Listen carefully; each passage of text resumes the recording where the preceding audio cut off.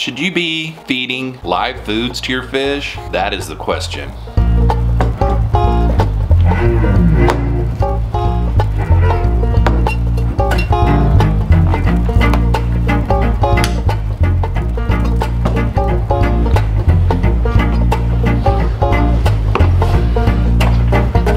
What is up, y'all?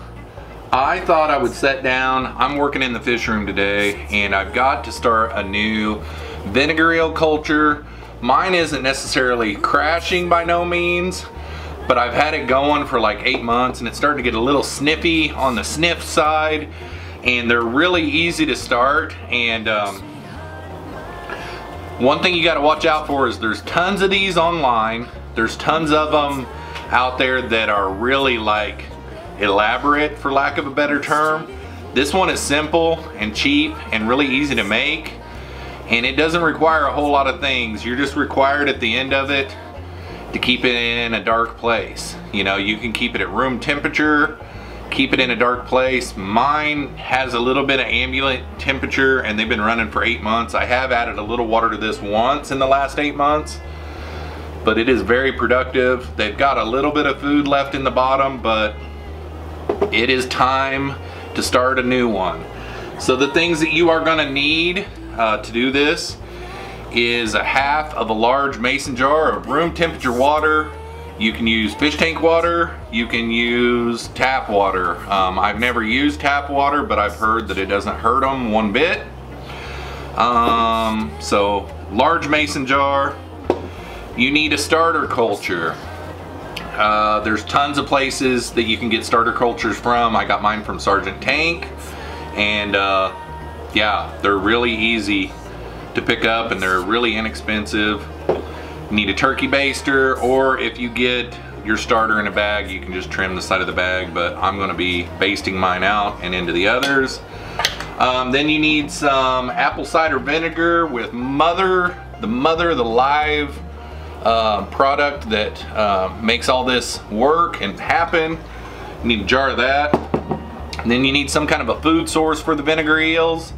I've chosen apple. That's what I've used in the past and it works really good. So I take one apple and I quarter it, and yeah, that's how you do it. So we're gonna go ahead and get started.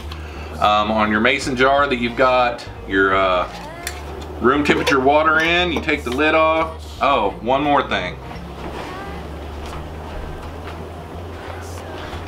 You need coffee filters. Okay, so you take the lid off and then you get your mothers and you've got to shake it up pretty good. What you do is you fill it up halfway with your room temp water. And then you take your mothers and you fill it up just about where the curve starts is what you're looking for.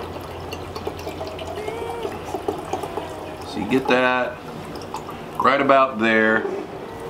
Same way on the second one. Right about pretty much to that line up here. Then you got a little bit left over. Not enough to do 2 more, but enough to do another one. But it will keep for a long time. All right, so after you've done that, all you got to do is get your starter. Take your turkey baster. And you only really got to squeeze one squeeze in there. That's all you really got to do. Put your coffee filter back on your old culture, set it to the side, then you just drop an apple in there. Hopefully you cut it small enough to go all the way in. I think I'm only going to put 1/4 in. Then you take a couple of coffee filters. I use one coffee filter last time. This time I'm going to use 2, just double up on it, just to save or prevent anything from getting in there and still allowing some air to get in. You just press down and start turning. Bada bing, bada bang. and then just let it set it and forget it. Same way with this one. Probably in a week or so, this thing will be so cloudy you won't even be able to see through it.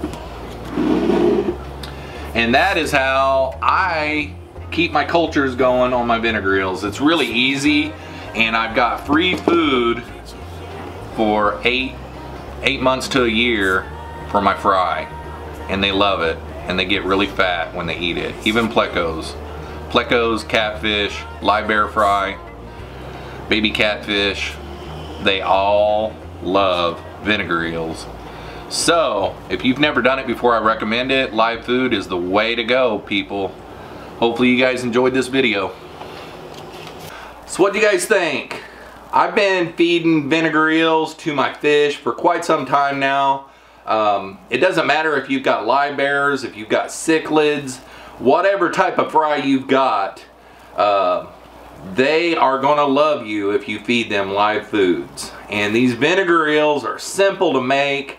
They're bulletproof, they keep really good, and your fish are gonna love you for it. So I recommend feeding live foods and get into it. It's really cheap to get started, and they go forever.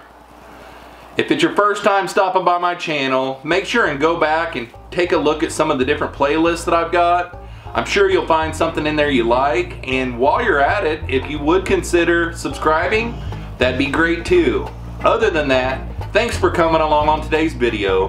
Hopefully you all enjoyed, and we'll catch you on the next one. Peace out, y'all. The days are dark, the nights are lonely. Since you left me all alone, I've worried so, my little darling. I've loved you so.